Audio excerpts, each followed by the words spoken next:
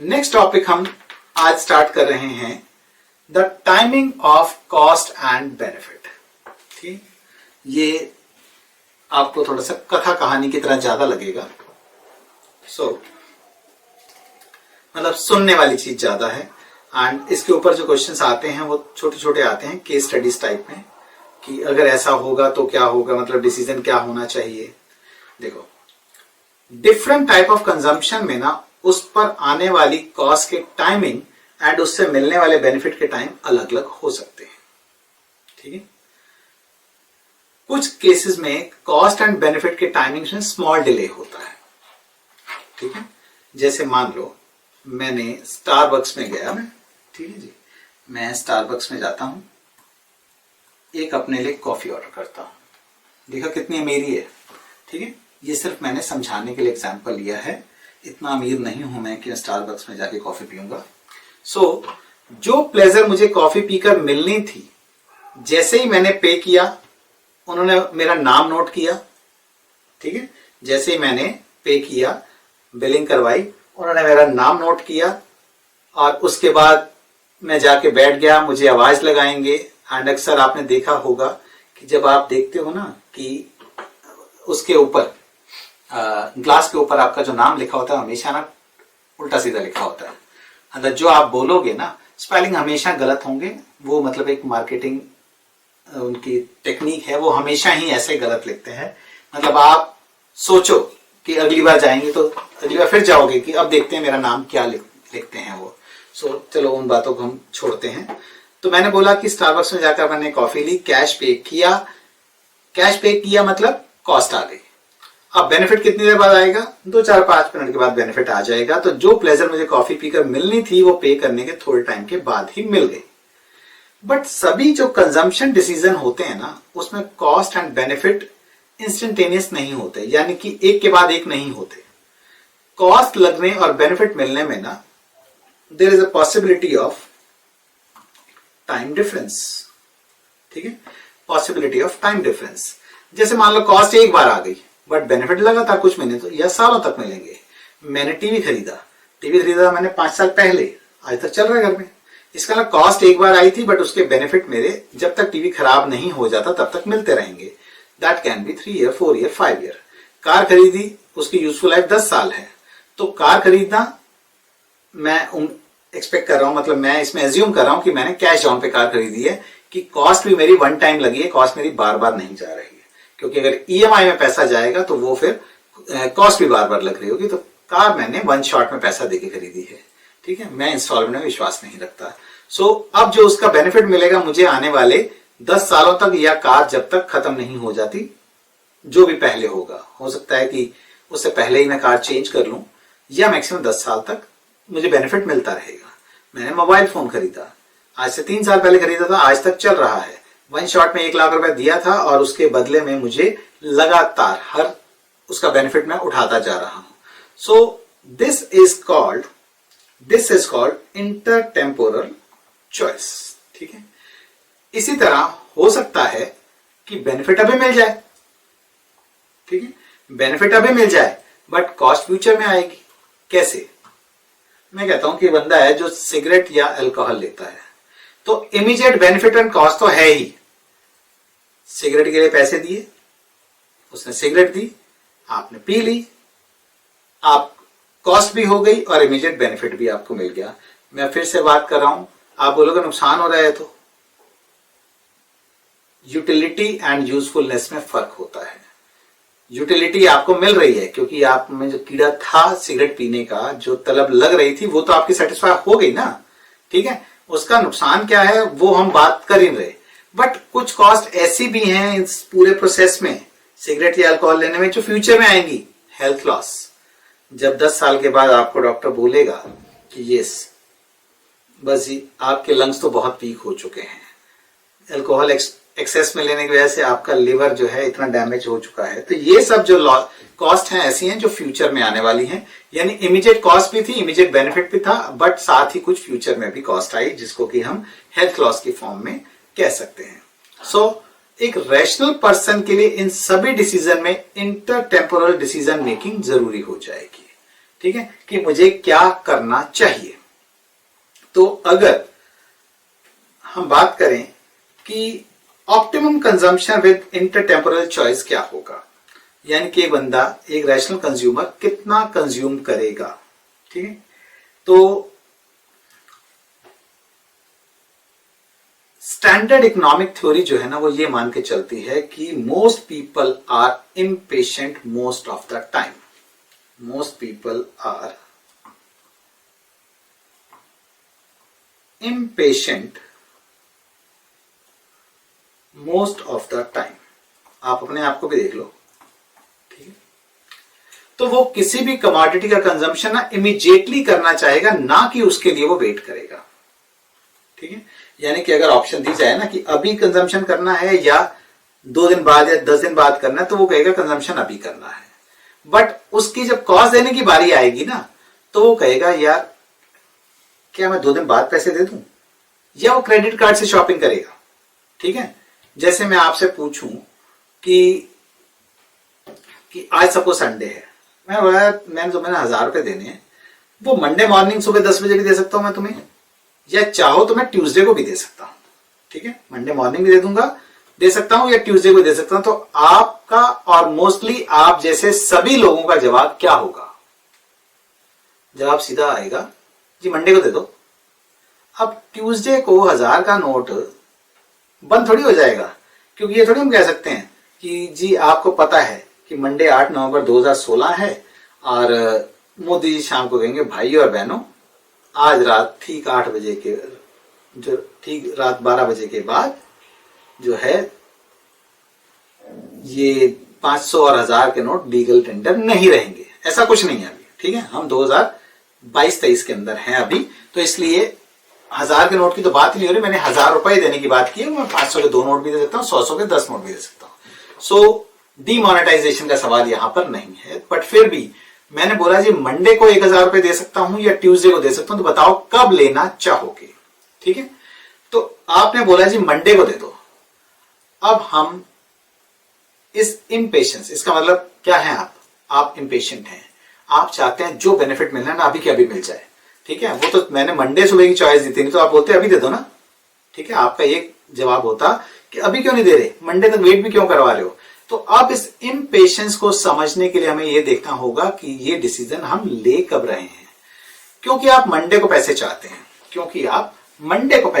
हैं, तो इसका मतलब आपके हिसाब से utility of ₹1000 on Monday, utility of ₹1000 on Monday is more than utility of ₹1000 on Tuesday. तभी तो मांगा था, क्योंकि आपका सेटिस्फेक्शन लेवल ज्यादा है, तभी तो आप मंडे को मांग रहे थे, ऐसा थोड़ी था। ठीक है, तो इसका मतलब ये थोड़ी कि ट्यूसडे को 1000 रुपए की वैल्यू कुछ कम हो जाएगी। ठीक है, ट्यूसडे को 1000 रुपए की यूटिलिटी कुछ कम थोड़ी हो जाएगी, एक दिन के अंदर इतना फर्क थोड़ी पड़ जाएगा। यानी उसके हिसाब से अगर हम मंडे वाले दिन खड़े होकर सोच रहे हैं, ठीक है, तो मंडे को पैसे मिलने की यूटिलिटी ट्यूसडे को पैसे मिलने की यूटिलिटी से ज्यादा है। ठीक है, मंडे सुबह मैंने 9:30 बजे बोला, कहते हो तो अभी 10 बजे पैसे दे दूंगा, नहीं तो कल सुबह आके 10 बजे पैसे ले जाना। आप बोलोगे ठीक है मैं यहीं खड़ा हूं जी, कहीं नहीं जा रहा मैं। ठीक है, मैं तो 10 बजे पैसे लेके ही जाऊंगा।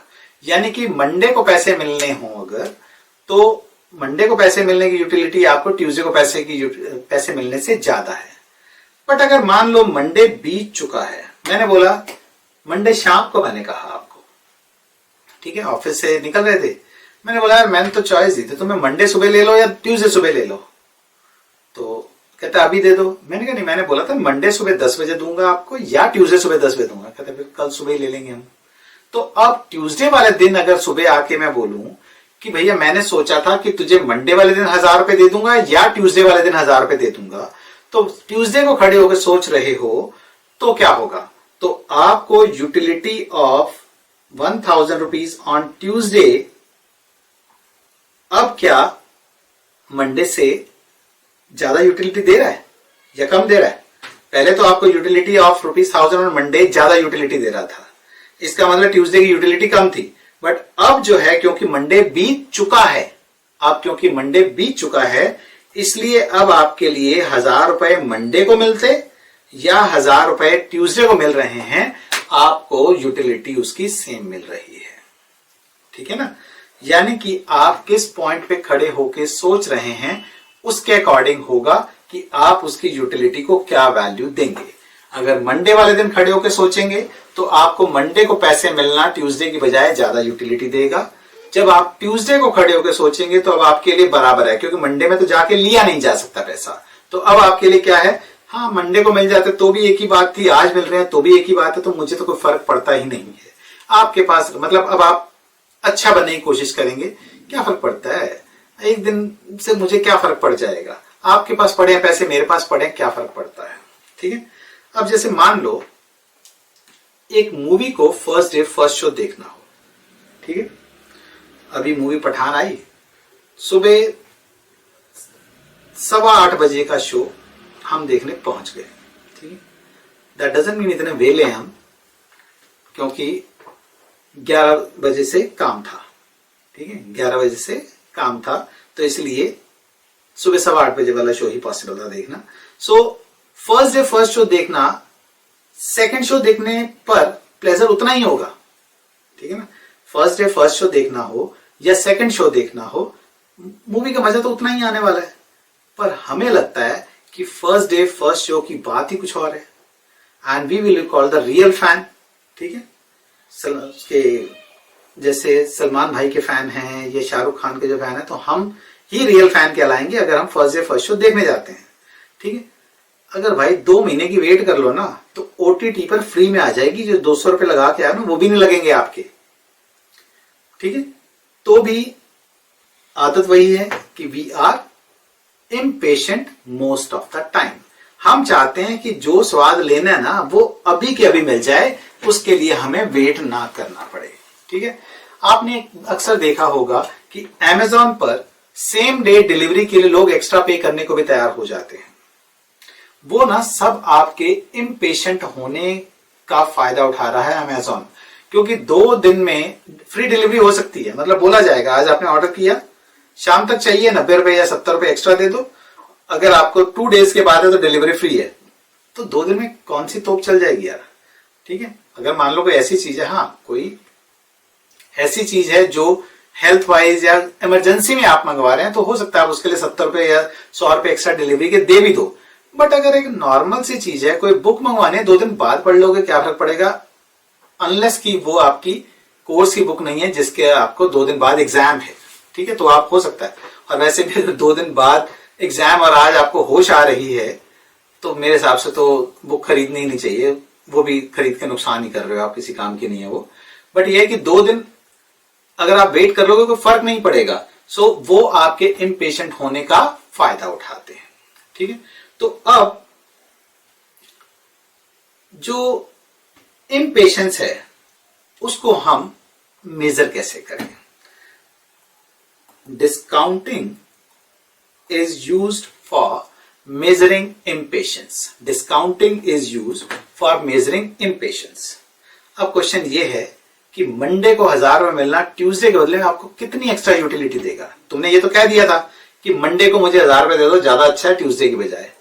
तो भाई क्यों, कितना सेटिस्फेक्शन ज्यादा होगा आपका। ठीक है। कितना आपको एक्स्ट्रा यूटिलिटी उस बात का मिल जाएगा। तो इस इम्पेशेंस को मेजर करने के लिए ना फ्यूचर में मिलने वाली यूटिलिटी को की हम ना प्रेजेंट वैल्यू निकालते हैं, यानी कि उस यूटिलिटी को हम एक डिस्काउंट फैक्टर से मल्टीप्लाई करते हैं। This method is called exponential discounting. This method is called exponential discounting. इसके ऊपर मल्टीपल चॉइस क्वेश्चन बनता है। वो ये बनता है कि जैसे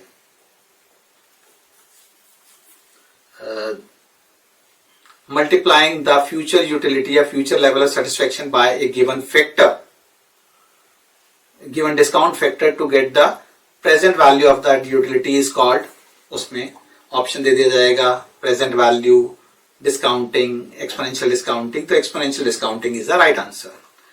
चलो इस चीज को ना एक एग्जाम्पल से समझते हैं। मान लो एक प्रोडक्ट है जो आज खरीदने पर ₹100 की कॉस्ट करता है।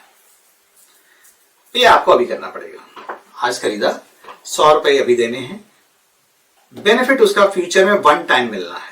बेनिफिट भी उसका फ्यूचर में एक बार ही मिलेगा। मतलब टीवी की तरह नहीं है कि हर रोज ही देखते रहोगे आप, या 2-2 4-4 साल चल जाएगा। मोबाइल फोन भी नहीं है कि जो साल 2 साल चला लोगे। कार नहीं है जो 10 साल चला लोगे। बेनिफिट उसका फ्यूचर में सिर्फ एक ही बार मिलना है, और उसकी जो यूटिलिटी है उसकी वर्थ 200 है।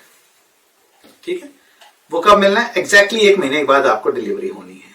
स्टैंडर्ड डिलीवरी 1 महीना लगना है। कई बार आपने देखा होगा, पहले एक ना बड़ी घटिया सी साइट होती थी, क्लब फैक्ट्री नाम की।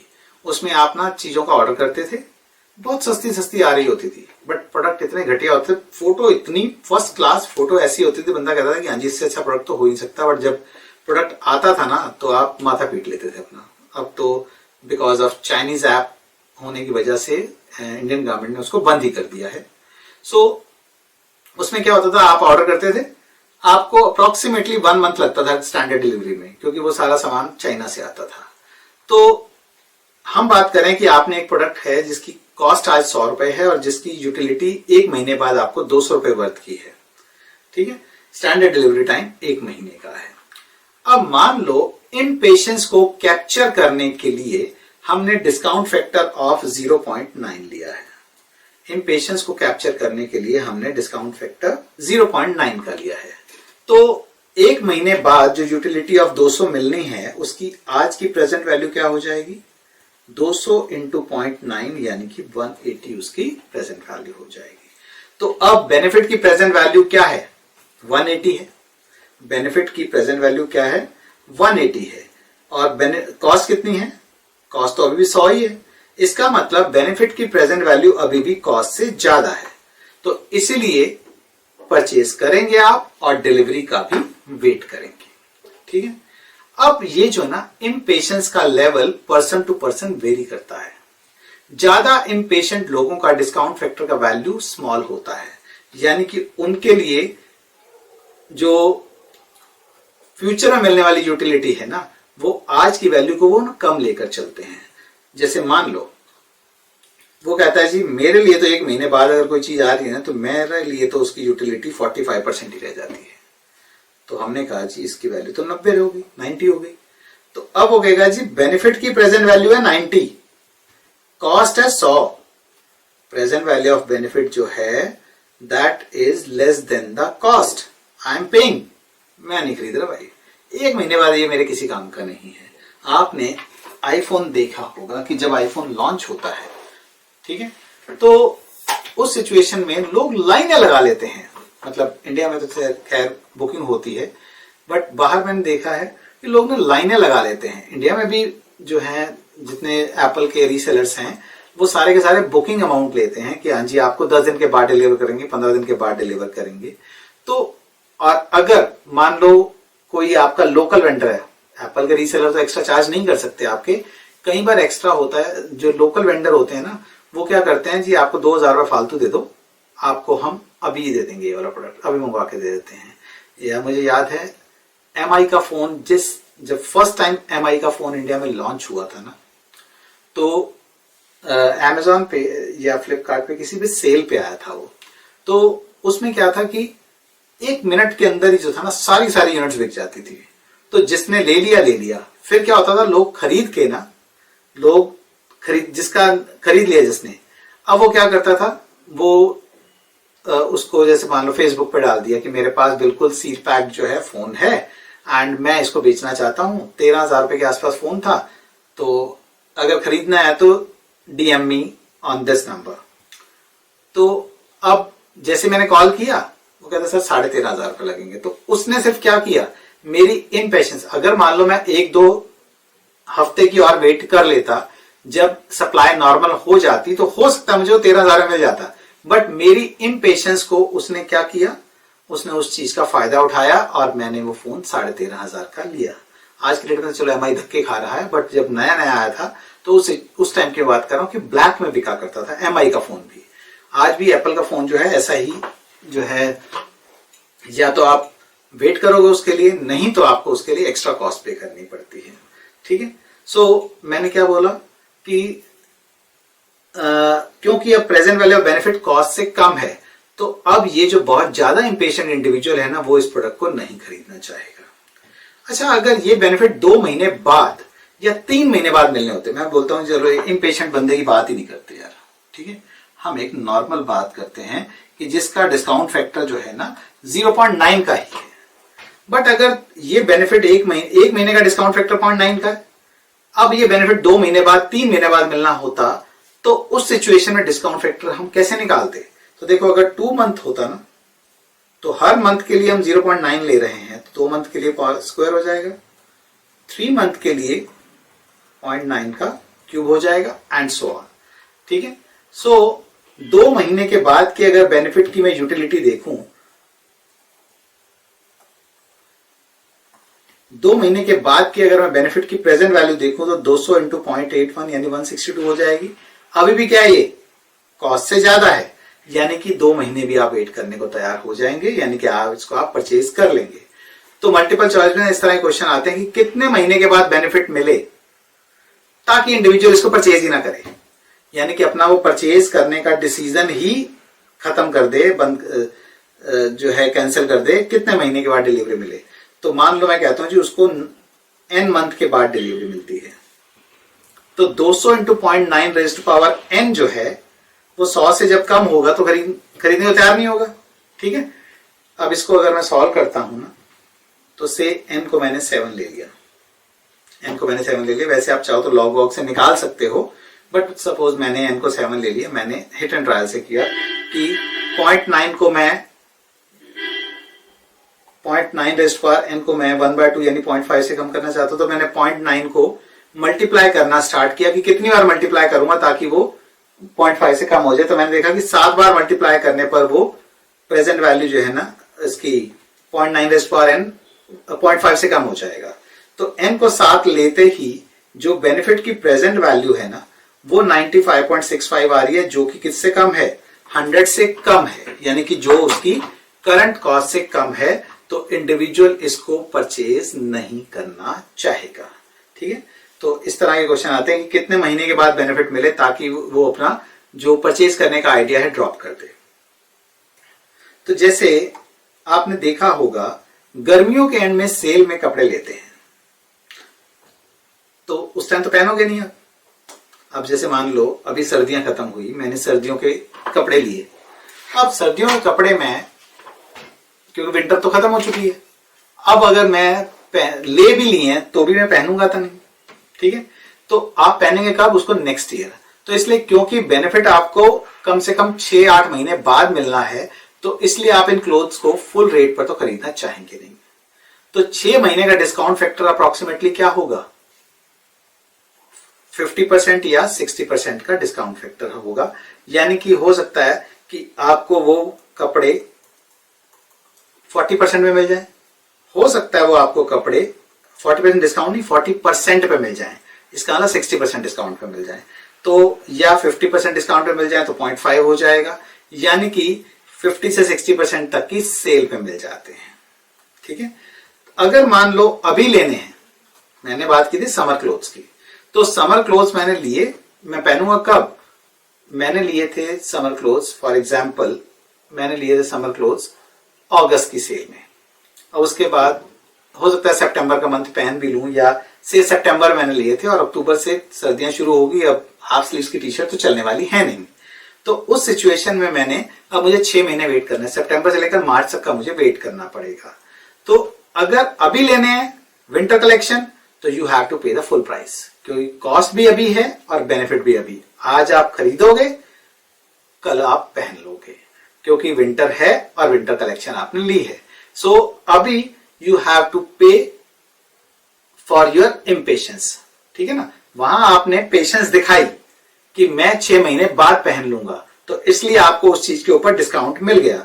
यहां आपकी इम्पेशंस है कि मुझे तो भाई जो बिल्कुल लेटेस्ट कलेक्शन विंटर की आई है वो दिखाओ, तो कहते सर ये फ्रेश में है, ये सेल में नहीं है, तो इसका मतलब यू हैव टू पे फॉर योर इम्पेशंस। ठीक है जी, तो ये हमारा हो गया टाइमिंग की, जब हम बात करते हैं बेनिफिट एंड कॉस्ट की।